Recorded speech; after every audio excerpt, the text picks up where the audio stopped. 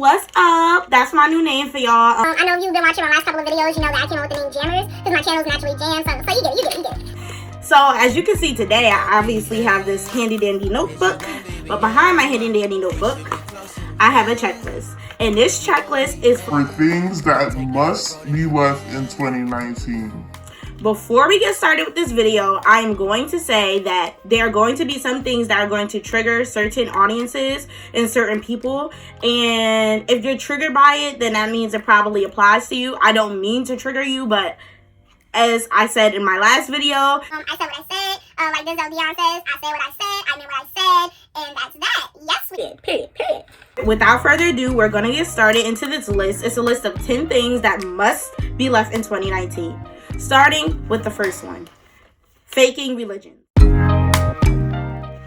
I hate people that fake religions. For instance, like somebody may one day just pop up on their page. It's a famous religious holiday. And then they pop up on their Instagram page or their Facebook or whatever the case is. And say, happy whatever the name of the famous religious day is. Like, let's say, for instance, I'm not going to throw any specific religious day out there. But yes, I hate people who do that. Like, first off, you were never that thing. And then all of a sudden one day you're that thing. But then the next day you're not that religion again. And then the next day you're that religion again. Like, come on. Like, you either are with the religion or you're not with the religion. Stop faking it for conveniency. Stop only wanting to be a part of that religion when that part of the religion applies to you. Like, I understand religion is a very touchy topic and spirituality is a very touchy topic or whatever the case is, but do not only be something just because it's a trend, just because you see it trending on Instagram or you see it trending in Facebook or you see it trending on all kinds of social media platforms.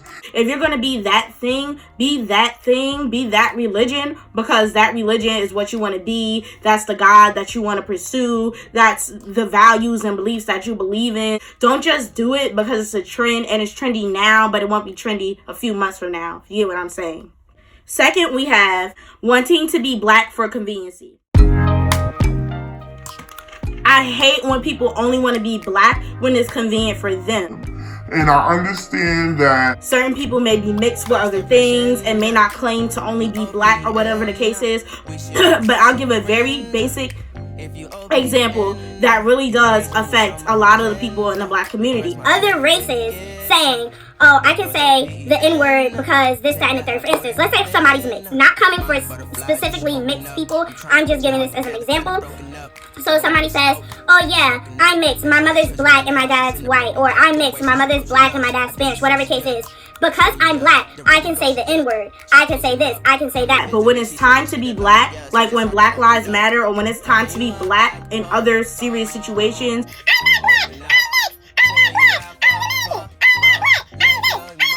like, you only want to be black when it's convenient for you, but when it's actually time to be black, you don't want to be black. And I feel like, honestly, if you're triggered by that, that's because it applies to you, and I'm sorry.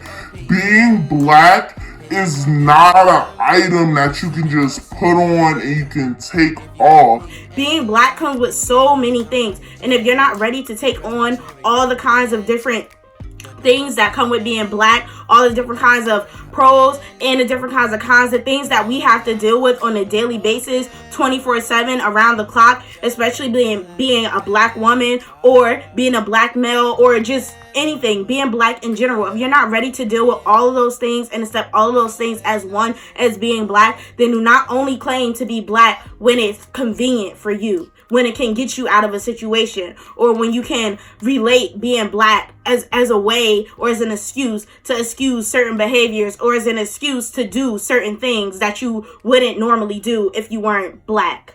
If you get what I'm saying. That needs to be left in 2019. Next, I know this is cliche, but cancel culture. I cannot stand this thing. This is very cliche because a lot of other YouTubers do talk about cancel culture and they talk about how it needs to be canceled. That is something that actually needs to be canceled and left in 2019. Because people will cancel somebody and that person will stay canceled for all of 2 or 3 minutes, and then they're back like they've never been canceled before. So my thing is, yes, I understand that some people do very stupid things. They do very stupid things and need to be called out for their behavior. And some people really do need to be canceled. And I think, honestly, this whole cancel culture started with R. Kelly. I could be wrong. I'm probably very wrong. If I'm wrong, correct me in the comments, whatever. But I feel like a lot of people cancel certain people and who either don't need to be canceled, or they cancel these people and they're canceled for all of 3 minutes, and then they come back like they were never canceled. I'm canceled. I'm back. I'm canceled. I'm back. Like, no, it doesn't work that way. So cancel culture, it must be left in 2019. Period. Next, we have sex trafficking. Sex trafficking is a serious topic, and I've been watching a good amount of videos on girls who have been affected by this. This is something that should have never even arisen from the first place, but now it is a thing that is very problematic and is very prominent. And every young woman, every woman in general, anybody has to be on the lookout for people who are out there ready and willing to kidnap them and to throw them into the sex trafficking world and all these other like negative sexual things with women, especially young women. And this is something that definitely needs to stay in 2019 and should not have even been in 2019, should have been in 2018, 17, 16, 15, 14, 15, all the way back to the freaking start of time. It should never have existed. but the fact that it does exist, it needs to go away, because this is honestly ridiculous, and people in this world are really sickening. And the fact that they actually are out here just ready and willing and coming up with all different kinds of tactics. Mind you, they're coming up with all kinds of like scary different tactics that you wouldn't even know was a tactic to get kidnapped in the first place. So sex trafficking, it needs to stay in 2019. Please do not bring that to 2020. And I know it's going to be many sick-minded, strange people who are still going to drag young women and young girls into the sex trafficking world, because that's just how freaking crazy the world is. But that's something that really needs to stay in 2019. Of all these things that needs to stay in 2019 and should not have existed in the first place, sex trafficking is like literally number 1 on the list. We're gonna lighten up the mood a little bit, because I know we've been getting into like the heavier topics or the more controversial topics. So next we have mumble rap. Mumble rap is definitely something that needs to stay in 2019. Like, I don't get it. Like, nobody can even understand what you're saying. Like, they be like,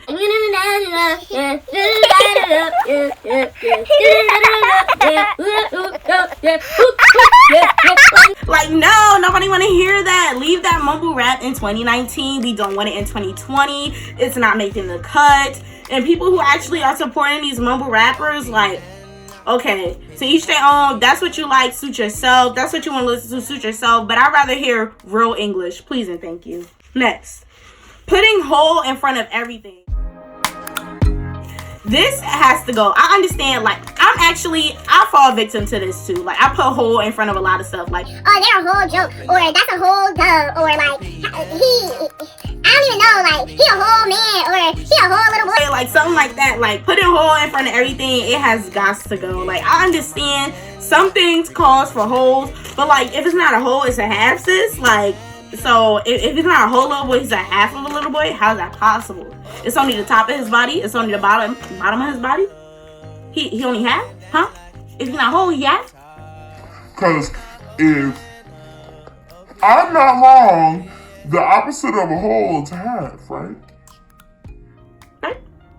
So we need to stop putting whole in front of everything. It has to go. Drop it, please and thank you. Next, we have body shaming.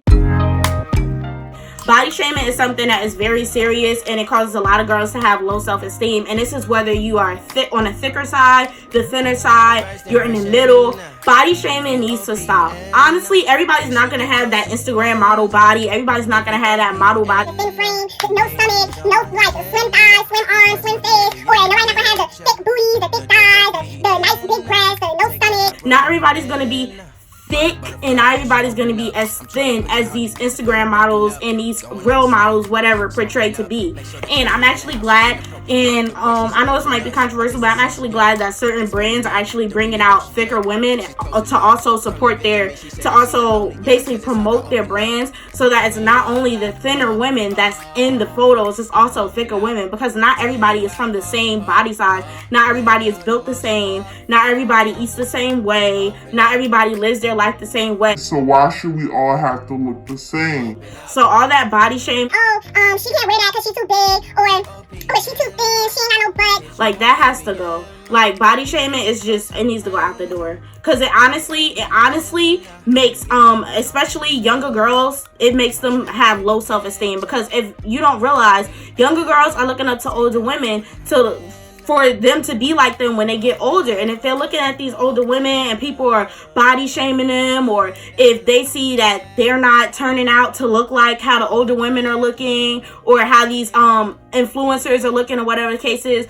now they're having low self-esteem, wanting to alter their bodies when they get older, wanting to hide certain things about themselves, not loving themselves, and then the cycle continues. So all this body shaming, it needs to go, it needs to stop, it needs to be left in 2019, and that's on period. By the way, period should still stay in 2020 because I like period.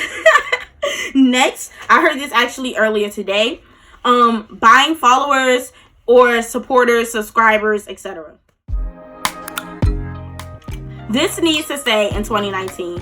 Why are you buying your followers? Why are you buying your supporters? Why are you buying your subscribers? Why are you buying these people to support your channel and to promote your brands and to promote the things that you want to do in your life? Like, you should work hard for those people. You should work hard to promote your brand. You shouldn't have these random people just buying these random people, wasting your money on these random people when you could be stacking your coins and actually working hard to promote your brand and to get these kinds of people. For instance, like, I see a lot of people on Instagram, they have like 14,000, 15,000, whatever, how many followers, and then they only got like 50 likes. Like, how that work? By my calculations, if you have 14, 15K freaking subscribers, you should at least have like 10,000 likes, baby. Why has your post been up for longer than a week and you still only have 50 likes? Don't get that. And my thing is, I don't have a big Instagram page. Would I like to have a big Instagram page? Yes, but I'm not about to buy my followers and buy my subscribers and buy my supporters just so I can have more people on Instagram or more people on these social media platforms. At the end of the day, if you work hard, you're going to get what you put out there. And that's for anything. If you put in 50% effort, you're going to get 50% results. But if you put in 100% effort, you're going to get 100% results. So while I only have like close to 500 freaking followers on Instagram, that doesn't mean that I can't work hard to promote myself, to get myself out there. But at the same time, I'm not about to blow money on just buying subscribers and buying these people to support me, because at the end of the day, still I could buy like 100,000 subscribers, I could buy 100,000 followers or whatever the case is, but I'm only going to have like 50 supporters or 50 likes or 20 supporters and 20 likes. Why? Because those are just random strangers. They don't really care. They don't care that about your brand. They're not actually there to support you. They're just there to make your numbers look good. And honestly, I understand that a lot of people are about clout and about having their numbers look good, but you also have to be about hard work and success and actually promoting yourself and putting yourself out there and working for the things that you have. Next, putting a goal on things that you know nothing about. For instance, saying, and I know a lot of people have spoken about this, saying, oh, their relationship goals, or oh, they have success goals, or oh, their hair goals. You don't know what's actually going on behind closed doors. For instance, with relationships, you can say, oh yeah, their relationship goals, but really the whole time he or she is out there cheating on the other person or beating on the other person behind closed doors, or it's just not as great as it seems. Like my mom says, everything that's glitter ain't gold, or everything that's gold ain't glitter. I can't remember the term, but basically that's what it means. Like, everything that looks good on the outside is not necessarily good. For somebody that you might say, oh, they have success goals, but let's say they partake in illegal festivities to get that kind of success. You don't know. There's always an underlying story. There's always something underneath that you may not know about. So sometimes you can't look up to these certain standards and look up to these certain big people in the world or whatever and think, oh yeah, their goals. You never know what they got to be And you never know what they did to get where they are today, basically. And you never know what's going on behind closed doors for them to get what they have today. So never just put a goal on something that you know nothing about. I know it's hard because sometimes I may say it too. Oh yeah, their relationship goals or they're a power couple, da da da. But you never know. You never know what's going on, and you never know how somebody gets what they have. So don't necessarily put a goal on it because that might not actually be the goal that you want. So just saying. Lastly but not least, we have not supporting one another, specifically on the positives. So for instance, you may see your friends or somebody you know doing well, coming up on YouTube, or doing well with like their clothing brand or like their hair brand, their lash brand, their sneaker line, whatever the case is. And my thing is, you're not supporting them. Why aren't you supporting them? Are you hating on them? There's no reason for you not to support somebody that you're cool with, or that you're close to, or whatever. Not that you have to support them all the time, and not that every time they ask you to support them, you should go and support them, or whatever the case is. But my thing is, people support people they don't even know, and then the people that they do know that's actually doing something, got something going on for themselves, they don't even want to support them. Like, how does that work? How do you support a stranger but you don't support a friend? Or how do you support a stranger but you don't support a family member? And I understand if that friendship isn't that good for you to want to support them, or that relationship in the family isn't that good for you to want to support them, that's one thing. But if my thing is, if y'all are good and if y'all are straight, then if you can support a stranger, you can support a friend. If you could support a stranger, you could support a family member. Or if you could support a stranger, you can support somebody that's close to you in general. So my thing is just not supporting each other. That has to stay in 2019. Let's actually make 2020 a great year for success, a great year for growth, a great year for good mental health, a great year for just all positive things. Like, at the end of the day, a new year is always a chance for a new start. And I know that's cliche, but like, you can make a new start. If you want to make a new start, you can make a new start. And you don't necessarily have to wait for a new year to make a new start. But it is 2020, so let's turn 2020 into a good 2020. And so I know that I've touched on a good amount of things in this video. If you feel like I left out anything in this video, please feel free to leave it in the comments, in the comment section. Anything that I left out, I might wind up making a part 2 because I know there are definitely a couple of things that I did not touch on. Once again, I'm sorry if I trigger anyone. It's not that I meant to trigger you, but it's just I said what I said, like this Beyonce, I said what I said, I meant what I said, and that's that. Yes, we did. So I didn't mean to trigger anybody, but it needed to be said. Some things needed to be addressed, and these are the things that need to be left in 2019. Please be sure to follow me at MayaLove_86. That's MIAHLOVE_86. And that's on Instagram. And please make sure to follow me on Snapchat at MayaLove_1. That's MIAHLOVE_1. Please and thank you. And until the next video, I will see you guys later.